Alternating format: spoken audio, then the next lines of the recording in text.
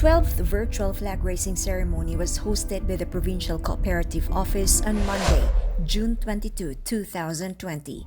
During the course of the regular Monday activity, the usual distribution of financial assistance to deserving groups and organizations was conducted with no less than the Regional Director of the Cooperative Development Authority, Mr. Glenn Garcia, together with the CDA 10 Acting Supervising Cooperative Development Specialist, Ms. Marisa Katubig, joining the activity.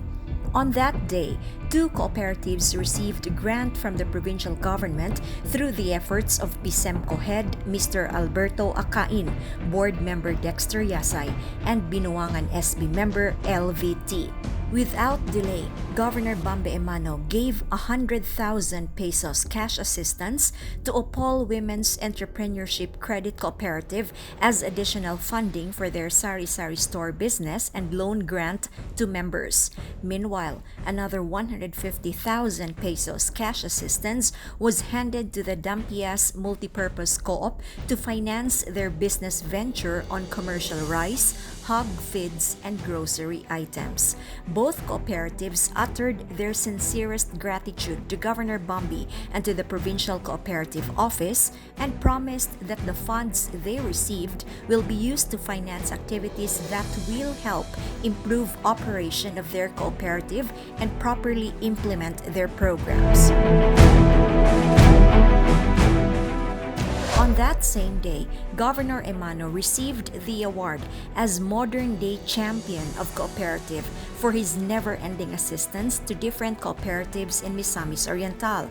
A plaque of recognition was then presented by CDA 10 Regional Director Glenn Garcia to Governor Bambi Emano as acknowledgement for his notable contribution to the cooperative sectors in the province. Garcia believed Emano is a beacon of hope amidst the current health crisis the province is facing today.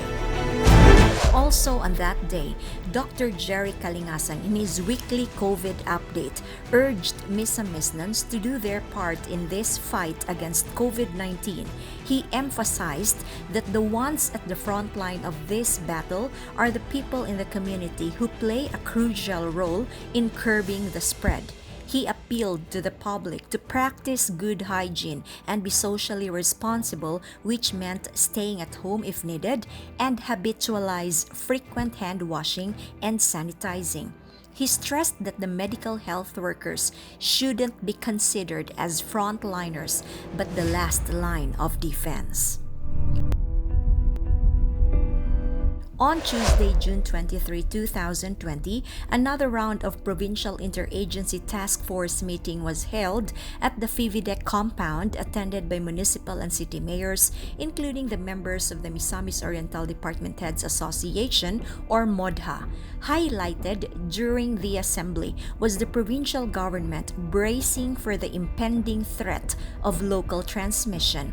The main discussion focused on the 11 committees assembled to further bolster the fight against the deadly virus, whose main task is to ensure that the province is capable of immediately mobilizing a systematic response in the event that local transmission takes place. However, the Provincial Task Force for COVID-19, spearheaded by Dr. Jerry Kalingasan, managed to stay one step ahead of the pandemic and avoid the terrible consequences that we see in some parts of the country. Governor Bambi Emano always believed that acting ahead of the curve will reduce the pressure on the health system and doctors will have more time to build up their capabilities. Also on that day, the Provincial Engineering Office, through Engineer Mario Batar and their architects, revealed the 3D design of the new Misamis Oriental Provincial Jail that will soon rise in Barangay Andales in the municipality of Initaw.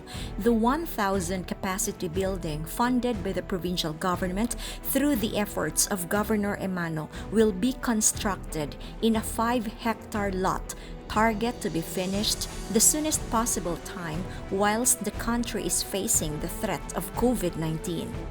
Jail Warden Dominador Tagarda said the Technical Skills and Development Authority or TESDA will also provide a learning space and a garden area solely for persons deprived of liberty.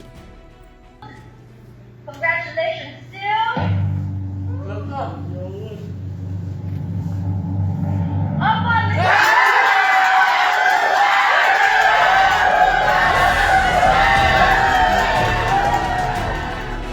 On Wednesday, June 24, 2020, Misamis Oriental representative to the Miss Philippines Earth 2020, Isobel Tianyo, won gold for Best Cultural Attire.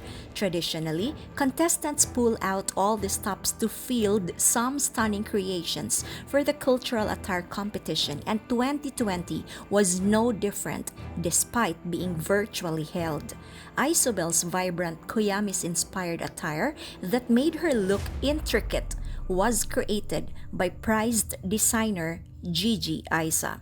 Provincial Tourism Officer Attorney Jeffrey Saclot was extremely happy because for 2 consecutive years, Misamis Oriental bagged the same award. In 2019, Ana Monica Tan from Taguluan also bagged the same honor, whose gown was designed by Paul Medina. Still on Wednesday, a team from the Provincial Social Welfare and Development Office, headed by Junleymar Abella, headed to the 58th Infantry Battalion of the Philippine Army in Claveria, Misamis Oriental. They handed 5,000 pesos each to 3 former rebels who recently surrendered to the folds of the law as immediate financial and livelihood assistance. The former rebels felt immensely gratified for the help extended by the provincial government. Also happening on that day, a group from the Provincial Veterinary Office through Dr. Benjamin Resma continued to provide technical assistance and support to farmers who wish to pursue duck farming business in the province. They delivered 20 bags of duck layer feeds and duckling feeds in Claveria, Hasaan, Libertad, Lugait, Mantikao, and Balingasag, as well as tight monitoring of ready-to-lay growers and duck layer farms. And for the entire week, PVET also collected 4,000 pieces of eggs from itik growers in Mantikao, Hasaan, Claveria, Lugait, and Pagatpat, Cagayan de Oro, and facilitated in the marketing of these eggs and delivery of payments to beneficiaries in the amount of 26,000 pesos.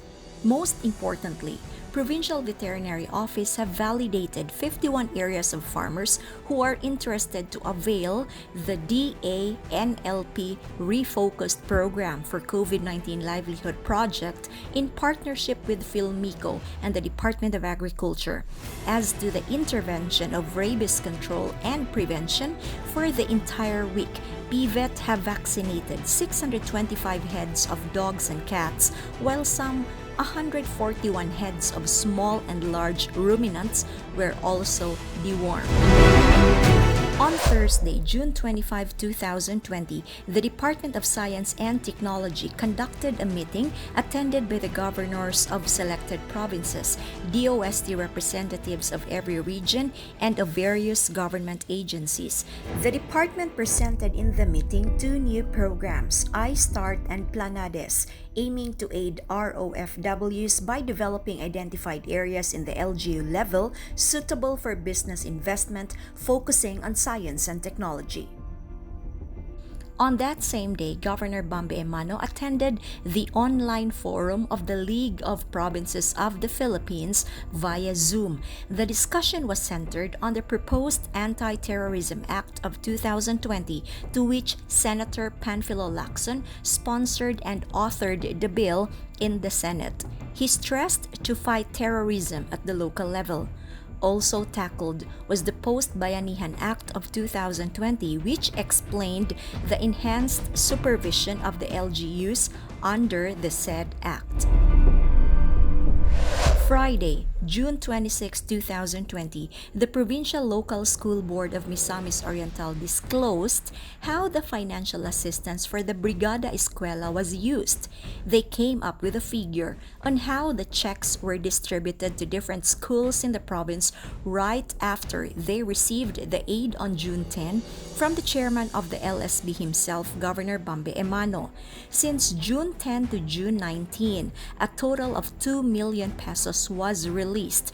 Naawan Central School received 520,000, Lagindingan Central School gained 435,000, Miss Or General Comprehensive High School in Cagayan de Oro enjoyed 15,000, Lagunglong Central School has been given 540,000, and Talisayan Central School received 490,000 pesos.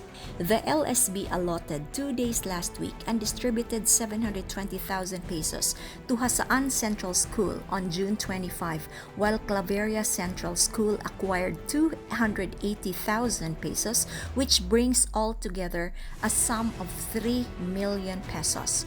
Governor Bambi Emano was in high spirits knowing that not a single centavo donated by the provincial government was wasted. So dako kay akong pagpasalamat nga bisan day sa problema nga atong nahiga-aguman karon, wala gyapon mausab ang pagpanerbisyo sa atong panggobyerno diri sa atong probinsya. So dako kay nako nang gipasalamatan, and the province of Misamis Oriental has always been ready to serve its clientele, especially through the leadership of Governor Bambi. Wala gid mi niya malimti ang mga eskwelahan nato diri sa Misamis Oriental. And from June 15 to 26, the Provincial Social Welfare and Development Office have extended 116,000 pesos to 57 locally stranded individuals and returning OFWs. The office also gave away 18,000 and 4 sacks of rice to 36 volunteers and frontliners in Bara Municipality of Opol. Altogether, PSWDO through Mr. Junlimar Abella released a sum of 134,000 pesos to 93 individuals for the entire week.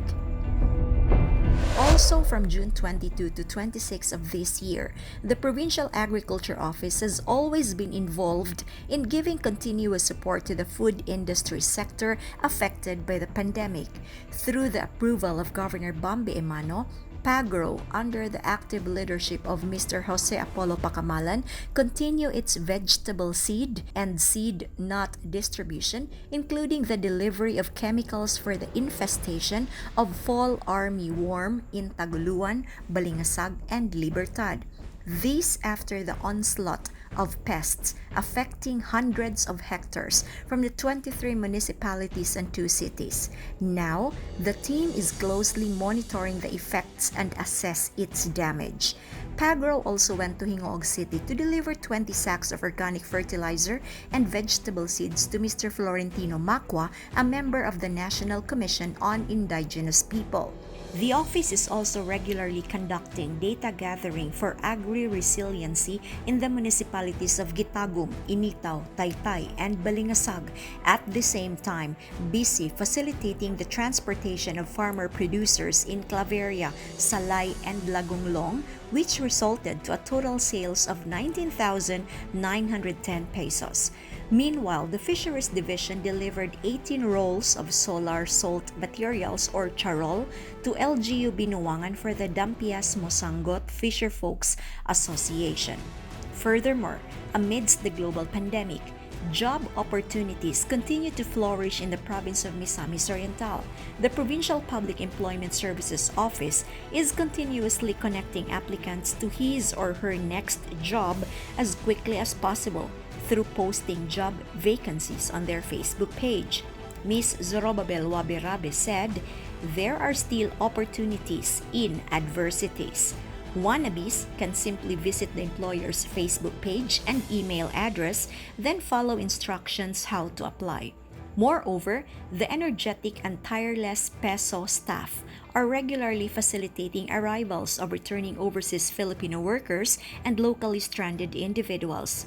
So far, from June 21 to 26, 2020, a total of 486 returning Misamisnans on board sweeper and commercial flights, including ferry boat, were meticulously assisted by the Provincial Task Force for COVID-19 and the Provincial Employment Services Office. In these tough times, Misamis Oriental will build a more inclusive, collaborative, dynamic, vibrant and equitable province filled with hope and a co-investment from each other for our greatest good, and a province where everyone feels respected and welcome and at home. Jean Kerosene, PIO.